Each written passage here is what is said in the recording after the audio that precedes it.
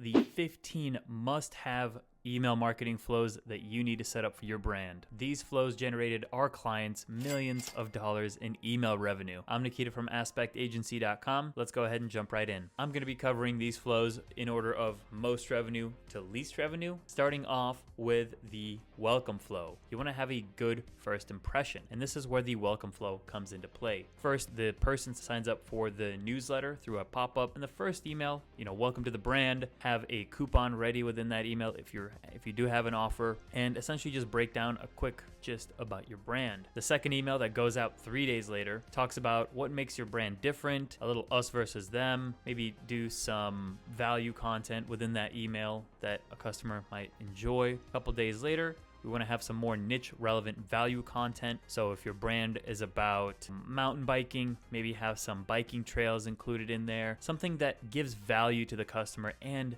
builds trust along the way. After that, if they haven't purchased yet, we want to send them out a special discount code. It could literally be the same thing as the first welcome email. Essentially here, we just want to capture any of those stragglers that have learned more about the brand, maybe gotten more trust, look through your socials, and offer them a special offer. Afterwards, follow up with them 2 days later saying like, hey, your offer is about to expire. Take advantage of the offer. Basically, just follow up with them one last time. Not before we give them more valuable information. So if they haven't bought by this point, we want to keep sending them more emails about trust building. Now, if they haven't opened any of these emails in the last 30 days or since they've entered this flow, I would go ahead and remove them from this flow after email number 6. We want to talk about the history of the brand, history of the founder, maybe a message from the founder to build more trust and credibility. People buy from people. So if they have a face to the brand, that can build more trust and lead them to purchase. 3 days later, we want to do some product recommendations, some review highlights, testimonial highlights. Obviously, this isn't the only email that's going to have testimonials. We'd want to sprinkle testimonials all across these initial first 3 emails, but this one is just more dedicated to reviews. 3 days later after that, we're introducing another offer here. Again, this is to those people that haven't purchased yet. By this point, everyone that's purchased from any of these emails should be exited out of this flow and should not receive any more promotional type emails. But if for those people that haven't purchased, we're going to be sending another special offer email. We're going to follow up again in 4 days. And lastly, we hit them up again 6 months later of, hey, we reactivated your coupon. And surprisingly enough, this last email does really, really well. So I'd recommend setting up a 6-month follow-up sequence. Now, moving on to some of the abandonment flows. And there are 4 abandonment flows. There's abandoned checkout, abandoned cart, abandoned browse, and abandoned site. If you're not familiar with what the difference is between those flows, when a person buys something, we have multiple flows set up along the way. The abandoned site flow checks up with people that have just visited the website but didn't look at anything else. Abandoned browse, they checked out a collections page or they checked out a product page but didn't add to cart. Abandoned cart is added to cart but didn't go to checkout. An abandoned checkout where they looked at the website, looked at the product, added to cart, started checking out but then dropped off. So we're going to be following up with people throughout that entire journey, starting off with abandoned checkout being the most important one. Checkout started is the first trigger. They started checkout, but they didn't buy. First email is just, let's get you back to checkout. You're almost there. You have a product left in your cart or you have a product left in checkout, just finish the purchase. It's a pretty straightforward message. A day afterwards, we want to include some reviews, any social proof, product use cases, any UGC. So if someone's on the edge of buying, this is the best way to, take them over the edge and actually have them purchase. Last chance email. This one is just like hey, last chance, your cart's about to expire. Here's a discount code if you're still on the edge, 10% off or 20% off or whatever that offer is. And then a day after that, we want to offer them a how can we help? A lot of people usually have questions or objections about buying the product, and this email is just there to reach out if they have any questions that you can contact their support. Moving on to abandoned cart, meaning they've added to cart but they didn't check out. We want to make sure that we have the added to cart metrics set up in our Shopify store, WooCommerce store, BigCommerce, whatever you're using. About an hour afterwards, just get back to cart. Did you forget something? Since they've had intent on buying something, this is where having the forget something or back to cart is very important. Or after we send out that email and they don't go back to cart, don't let your cart expire. Just another reminder, getting them back into the cart. Here we usually also include testimonials and reviews in that second email to push them over the edge as well. And then lastly, a day later is your cart's price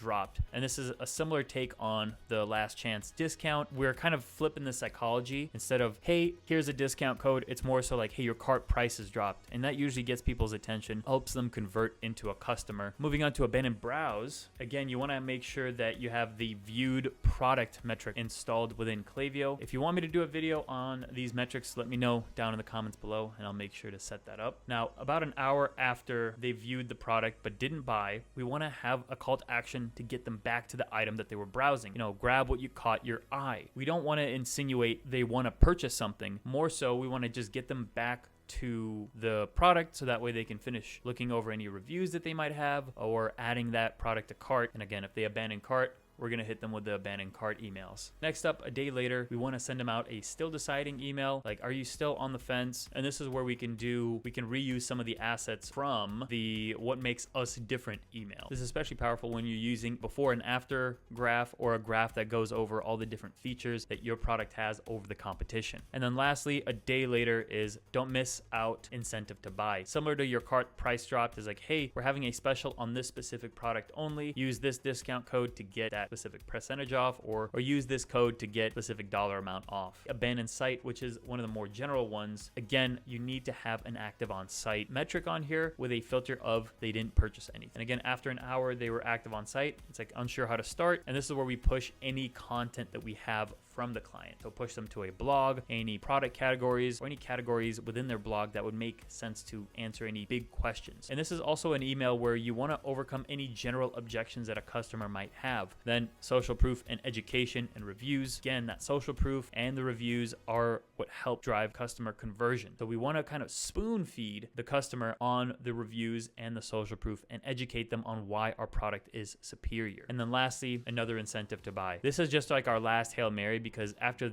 these two emails, if they're not buying, we want to make sure that we're laying out all of our cards on the table and that they have incentive to buy the product. Now, moving on to the secondary flows. Majority of the revenue that we generate comes from all of these abandonment flows and the welcome flow. But some of these lower flows, like the cross-sell and the back in stock flow, do generate a lot of revenue when done correctly. When it comes down to cross-sell, you want to decide on which type of cross-sell you want to do. And this is where the time delay is very important. Do you want to cross-sell them after they've purchased and received the product, or do you want to cross-sell them to a bundle immediately after the order has been placed? This trigger of fulfilled order could be completely different to your specifics. For example, if you're selling a fidget spinner and you want them to buy 2 fidget spinners for half the price, you would want to set this metric to placed order and have this go out 5 minutes, if not almost immediately after. But if you're doing a cross sell that's more long term, 7 days and fulfilled order is your best bet. And that first email that goes out is a personalized dynamic product recommendation. So for example, if you're in the skincare space, like if someone buys acne cream, then they might need some moisturizer as well because their skin would dry out. And this is where a personalized dynamic product recommendation would come into play. About 5 days later is a specific product feature. So go over any specific product features that the customer might find useful after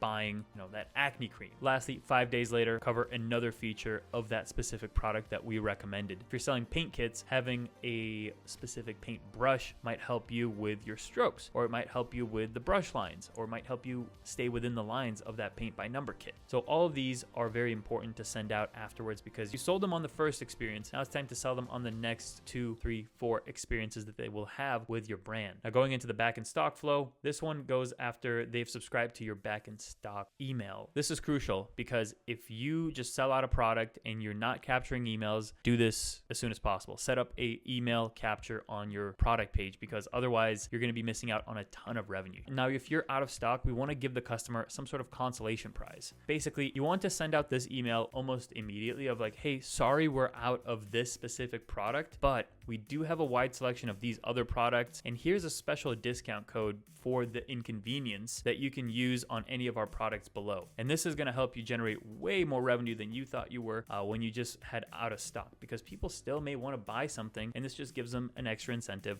to buy something. After you've restocked, you want to send them an email that says, hey, your items are back in stock. Go ahead and purchase them. Obviously, it's the product that they wanted, so they're going to purchase. After 3 days, don't miss out, incentive to buy. And the goal here is to use urgency and scarcity because like, hey, we've sold out before, grab this before we sell out again. That adds more urgency and scarcity. Now on to the post-purchase flow. After the customer has placed the order, we want to send out an email initially just thanking them for buying, going over any information that they might need about the product or any tutorials or any steps or any setup. Usually this is the place to do it because after they place the order, you want to have your pre-buyer journey match the post-buyer journey. So if they, you run all these ads, you run all these emails to get the customer to buy, and then after they buy, it's all crickets, that's just not a good look for your brand. We also want to have the open line of communication. So like, hope you're happy with the product when it arrives. And if you're not happy, reach out. We've used the tactic of including the CEO's email in here because it's just a direct line to the business owner that can help fix all the problems that they might have and escalate the issue if needed. And lastly, we want to send out a message from the founder. Ideally, after they've received it, send out a message saying like, hey, thank you from the founder. You're supporting a small business. You're helping us a lot, and we hope to grow with you as we grow the business. That's the post-purchase flow. Moving on to replenishment. And this is typically for a subscription-based email. So if you have a subscription-based business, listen up because this is going to be useful. So the trigger that we want to use here is delivered shipment after the product has been delivered to the customer and 7 days before the customer runs out. Depending on the product that they bought, you want to send out this email of avoid the hassle, subscribe and save. So that way it's automatically just going through the subscription and you're kind of upselling them onto the subscription without the hassle of constantly buying every 3 weeks or every 3 months or 2 months or half a year, whatever it is. And then a week later, when we think they're going to be running out, we just want to send them a follow-up message of like, hey, are you running low on your product? Here is the easiest way to replenish on that product. And one thing I would recommend doing here, and you can do this within Shopify, you can create a custom link with the variant where once they click on that link, they immediately go to checkout. And sometimes they even have all of their details fully filled in. So I'd recommend utilizing this as a tactic when setting this up. Next up is a predicted next purchase. So this is an automatic Klaviyo list that gets set up where they think the next expected order date is going to come through. And this is simply just a quick follow-up message where continue your journey, maybe give them an incentive, maybe a percent off, or maybe a free gift or a bundle or a combo, anything that you can do on the offer side. I'd recommend setting that up here as like a simple follow-up email. Next, we're getting into some engagement-based flows like the win back and the sunset. The win back is usually triggered after they've placed an order, but they haven't bought anything again in 90 days. So here you want to cover not only an incentive to buy again, but also any updates that you have about the company or anything that you think is going to serve the customer better. And you can double down on that 7 days later with here's what you've missed. Here's what's new happening. We've had new product launches. We're running a holiday collection, or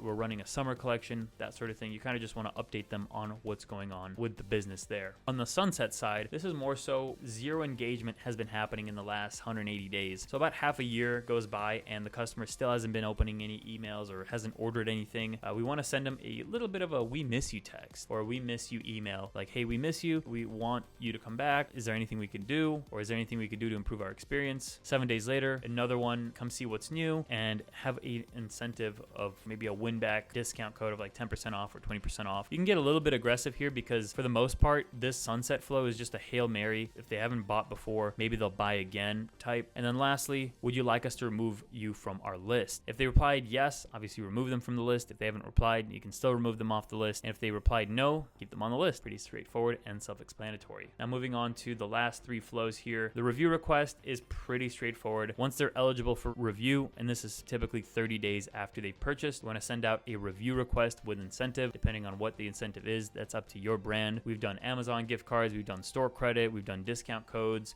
free product, anything goes here. And 7 days later, just remind them to review again. And then once they've replied or once they've left the review, submitted review is the trigger. And whenever they submitted a review, we want to obviously give them the incentive. So thanks for reviewing. Here's your coupon code, or here's your gift card or store credit, whatever it is. And then lastly, this one's a hit or miss for some brands, but for brands that have very loyal customers, a first purchase anniversary. This is just a separate flow that tracks everyone's first purchase and sends an email out a year later that's like, celebrate 1 year with us. And depending on their engagement cycle, we give them an incentive to buy. And this could be like, hey, use the code birthday to get an extra 5% off or get free shipping with any order. And this is just going to help drive more conversion. Granted, it's a long-term play. It's a year out, but it still performs very well. And depending on how receptive the customers are and how engaging your community is, it's going to crush it for you. That's pretty much it. I hope you enjoyed the video. I know this one was a long one, and that's mainly because a lot of people were asking me about flow strategies and whatnot, and I thought having one big video covering it all would make the most amount of sense. So if you liked the video, hit the like down below. If you want to see more videos like this on a weekly basis, hit subscribe down below. And I made this video right here, so go ahead and click on that, check it out, and let me know what you think. I'll see you in the next one.